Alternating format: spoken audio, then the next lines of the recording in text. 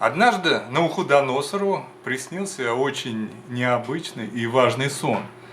Однако, когда царь проснулся, он его забыл. Тогда грозный владыка собрал всех мудрецов Вавилона и велел им решить данную проблему, рассказать о его забытом сне. Естественно, что гадатели и чародеи вежливо ответили: «О великий владыка, это совершенно невозможно». Тогда Навуходоносор рассвирепел и велел зачистить Вавилон от всех мудрецов. Когда дело дошло до Даниила, он вызвался решить эту проблему. Сон действительно чрезвычайно важен по содержанию. Навуходоносору приснилось устройство цивилизации эсхатологического периода, того времени, в котором мы сейчас непосредственно находимся. Истукан символизирует мироустройство, созданное человеческими руками. Поэтому оно представлено в образе огромного искусственного человека. Все цивилизации возводятся путем выстраивания в систему энергии мироздания. Сначала идут духовные энергии, потом ментальные, и далее эта система воплощается уже в какую-либо материальную форму. Особенностью цивилизации эсхатологического периода является ее вселенский масштаб. Ее созидание начинается с самых основ бытия. Коды мироздания перехватываются в точке самых высших духовных сил, в области тетраморфов. Таким образом и был создан существующий новый мировой порядок, единый уклад жизни, по которому сейчас живет все человечество. Вот об этой системе и был сон Навуходоносору. Концепция сна построена на противопоставлении идеи естественного уклада жизни, созданного для человечества Богом, и противоестественного, придуманного самими людьми по наущению дьявола. Бытие создано Творцом посредством преломления и растворения божественной силы. В начале мира находится целостный свет, в конце или внизу бытия свет полностью растворяется до состояния ничто, до состояния бездны вод. И далее Господь взывает из этой бездны потоки новых сил, формирующих материальный видимый мир. Человек призван собирать всю Вселенную в единое целое, как бы упаковывать ее в свой ум и целиком отдавать его Богу. Делается это через Спасителя, потому что Он является мирозданием. Евхаристический агнец, тот, что приготовляется на жертвеннике, это и есть как бы посылка, в которую упаковывается Вселенная, и далее земная церковь отправляет ее на престол Бога. Вседержитель рассматривает полученное и вносит правки в соответствии с просьбами земной церкви. И далее как бы загружает обновленную программу в компьютер мироздания. Запускается новый виток бытийных энергий, и в окружающем мире происходят изменения. Вот так устроен естественный уклад жизни, при котором все творение постоянно обновляется, и для энтропии и смерти не остается места. Однако богопротивники из века в век сооружают свою рукотворную каинитскую цивилизацию. Она основана на диаметрально противоположном принципе, на прославлении не Бога, а человека. В той точке человеческого сердца, где мир собирается в целое, и при естественном порядке начинается евхаристическое движение вверх, прославляющее Творца, они взламывают духовные коды бытия, и вся система устремляется обратно вниз, в бездну вод, в область распада до состояния ничто. Получается противоестественный уклад бытия, ведущий к смерти. На данной энергии распада и построен существующий новый мировой порядок. Истукан из сна Навуходоносора является иллюстрацией системы цивилизационного устройства, построенной на энергетике распада. Сначала идет золотая голова. Она символизирует целостное мироустройство, в котором вся мощь энергии Вселенной собрана и подчинена единому монарху. Здесь земной царь выполняет функцию Бога.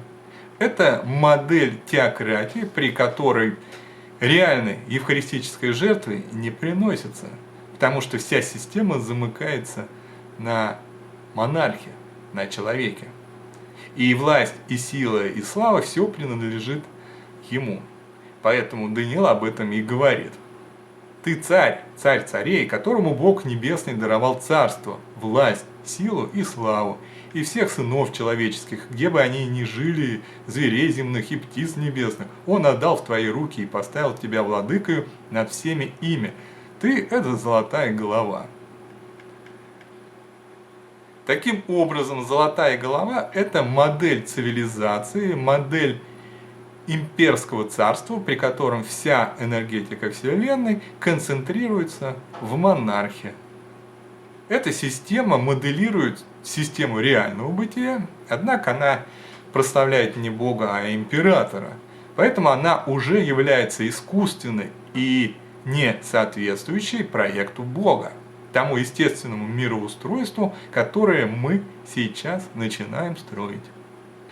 Так как золотая голова не отдается Вседержителю, поэтому уже здесь и запускается механизм распада. И далее энергетика целостного бытия преломляется на две фундаментальных своих составляющих, на внутреннюю силу и внешнюю силу. Одна энергия формирует церковь, вторая – государство. Сначала идет внутренняя, потом внешняя. Но сосуществуют две этих силы вместе, как две головы орла, как патриарх и президент. Поэтому и Даниил описывает данную систему с одной стороны последовательно, а с другой стороны вместе, в одном предложении. Сначала идут серебряная грудь и руки истукана, они символизируют дыхание, духовное начало, то есть церковь. Вера и духовно-идейное учение являются основой человеческого бытия. Они создают соответствующую форму государственного устройства. Дух рождает форму, поэтому у символа духовного начала и есть руки. После символа церкви следует символ государственной системы. Чрево его и бедра его медные. Это общественная система, которая направляет жизнь граждан в определенное русло. Живот – это жизнь, бедра – движение. Система цивилизационного устройства, при которой власть разделена на царскую и церковную, была характерна для традиционного общества. Таковыми были Византийская и Русская империи.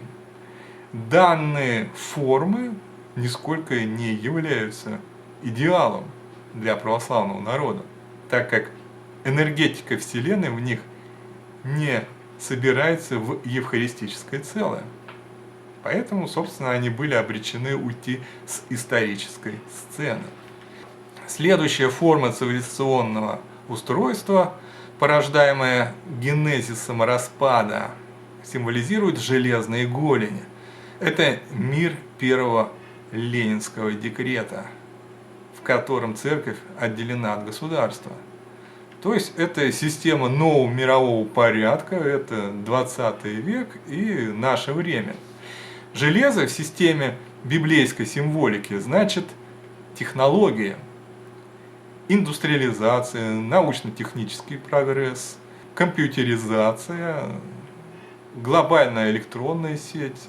В существующей цивилизации каиницкие изобретения достигли невероятно высокого уровня развития.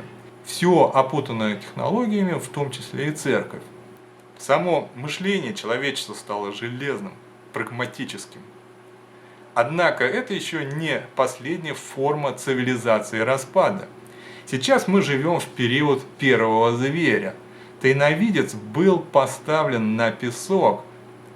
Сыпучие вещества в системе библейской символики обозначают распад. Зверь, выходящий из моря, это цивилизация распада, формируемая из разнесенного в пыль человечества. Последней формой рукотворного бытия будет цивилизация второго зверя, выходящего из земли. В истукане ей отведена самая нижняя часть ступни ног, стоящие на земле.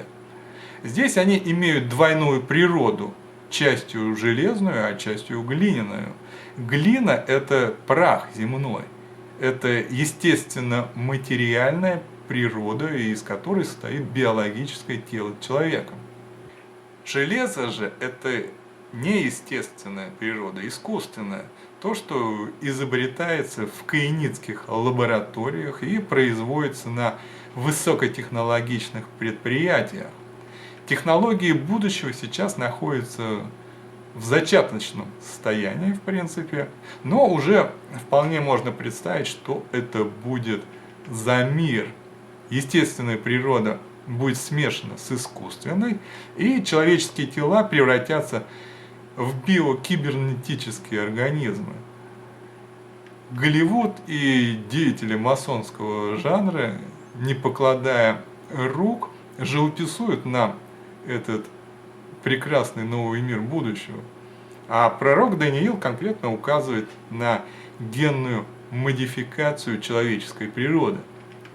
А что ты видел железо, смешанное с глиною горшечную, это значит, что они смешаются через семя человеческое, но не сольются одно с другим, как железо не смешивается с глиной. Глина горшечная, это значит, речь идет о биологической оболочке, о человеческом теле.